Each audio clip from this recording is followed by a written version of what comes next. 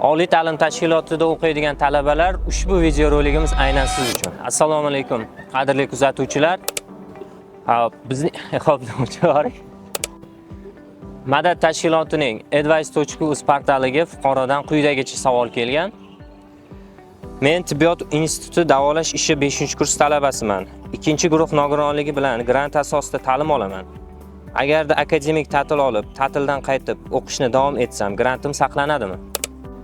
O'zbekiston Respublikasi Vazirlar Mahkamasining 149-sonli qaroriga ko'ra, oliy ta'lim muassasasida davlat granti asosida tahsil olayotgan talabalar davlat grant o'rnini qayta taqsimlashda quyidagilar inobatga olinmaydi.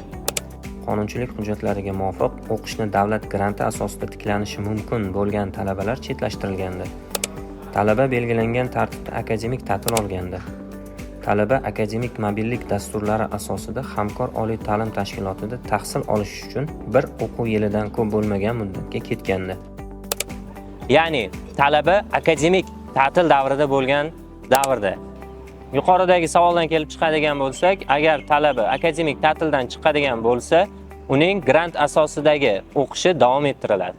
Qadrli yurtdoshlar, agar o'zingizni qiziqtirgan boshqa huquqiy masalalar bo'yicha ma'lumot olmoqchi bo'lsangiz, bizning advice.uz huquqiy axborot portalidan bemalol foydalanishingizni eslatib o'tamiz.